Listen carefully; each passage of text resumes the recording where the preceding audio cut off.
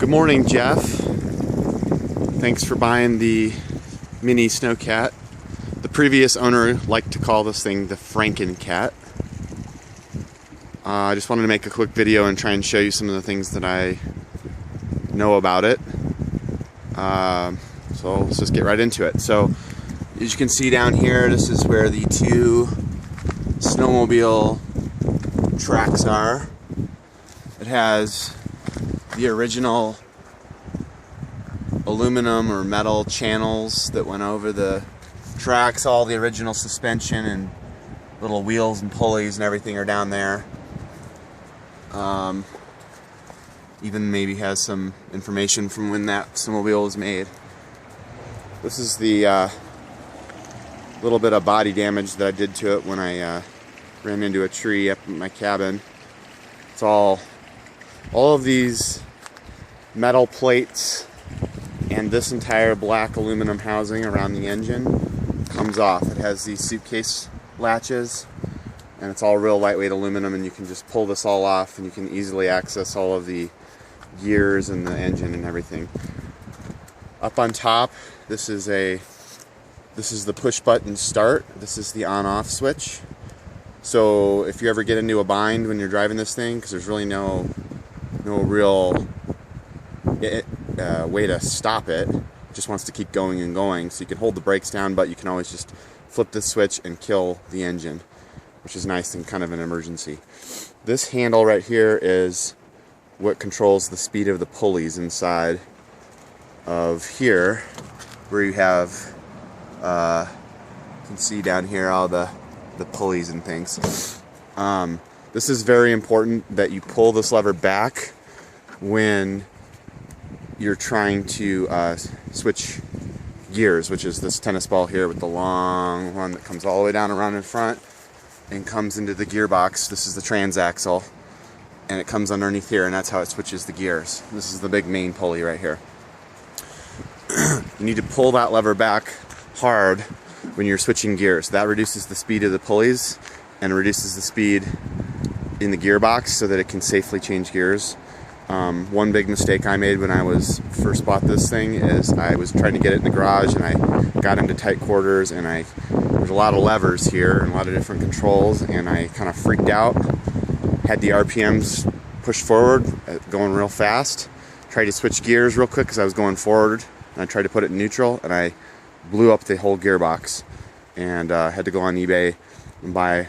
I found an exact replacement from the original exact lawnmower make and model, and then switched that out. But when I did that, I don't think that this connection right here into the gearbox ever was quite exactly perfect, and so as a result it's a little tricky to switch gears.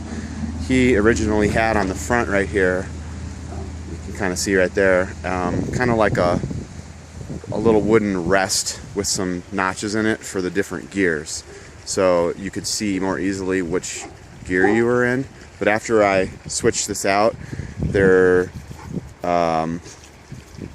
just didn't line up anymore, so I ended up getting rid of that. But you could make something similar. Okay, and then what else? So these two levers right here, this one and this one, are connected to the original snowmobile brake levers. Those control the left and right brakes. It's like a disc brake inside there that basically stops the left or right track. So if you're going forward and you push the left track will stop and you'll turn left, and so on. And then back here behind these seats, this is the gas tank. You just take this cap off, fill it up. The other day when I had a hard time getting it started, I realized I wasn't getting good fuel flow from here up through this tube. It used to go underneath here and up behind the aluminum, but I ended up having to run it over here temporarily. You could just cut a notch right here to make this lid go down, but that seemed to improve the fuel flow through the little filter that's right there, and keep the engine running better. Right underneath here is the top of the carburetor and the air filter. So if you ever need to put some starter fluid, you just take that off, and you can see that this lever right here is your choke, basically. It does go down to the original choke from the garden tractor, but that doesn't work very well. The easier thing to do is just pull this in and out to adjust your choke. Obviously you want the choke on when you're trying to start the engine. And then the last lever is right here. This is the throttle from the original garden tractor. So full forward is full throttle, back is not full throttle. I always run it at full throttle. Seems to like that the whole thing runs a lot better. Okay, so hold on, I'll take the cover off and then we'll keep going. By the way, to take the cover off, you just lift this up and that comes out of there, and you can lay it back like this. And then if you ever have to, this lever disconnects right here as well. But now you can pull this up off here and then you can take the cover off. I keep forgetting things. So underneath here, there's a quick connect for the electrical right here. So you can disconnect that in order to take the cover off. Okay, now I have the cover off, and you can see the top of the engine. You got your oil to fill up. Also, now you can start to see that's the transaxle, and here's the serial number and the model make number in case you ever had to replace it.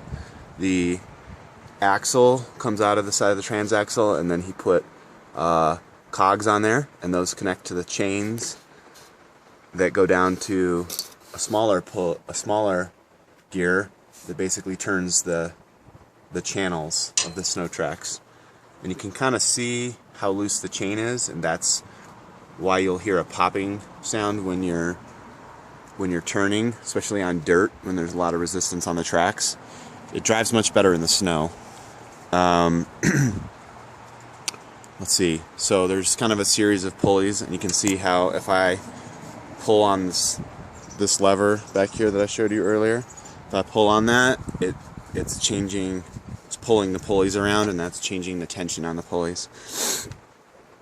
You've got your battery box with your 12-volt battery connected to, I guess, your starter, and then back down in here you can see there's the muffler,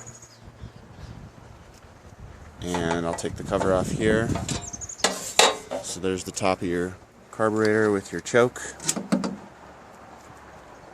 and I guess probably that's your fuel pump back behind there, connected to the fuel filter.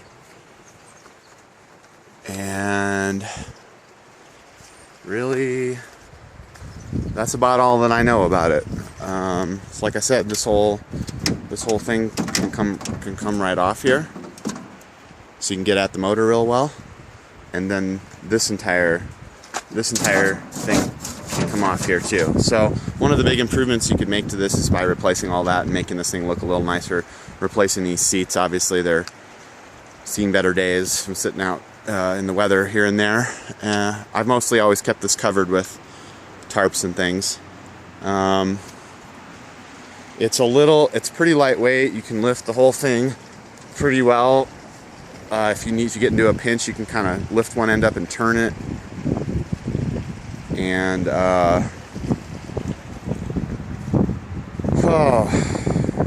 not sure what else to tell you about it. You'll have to just figure out the switching of the gears, and you kind of just have to lift this and lift and turn and move, and you'll feel it kind of fall into different gears. That's the trickiest part about running this thing. So just make sure you have one left hand on here, you're pulling back, right hand on here, and you're switching around the gears, and you'll play around with it and you'll figure it out. There's a high, a low, and a reverse. Other than that, once you get it running, and if it's in gear, it just starts going. And then you basically can use your brake levers left and right to steer. Once you start the engine, obviously you'll turn the choke off and you get it running smoothly, let it warm up for a while before you start driving it. And that's about it. Thanks a lot. Good luck.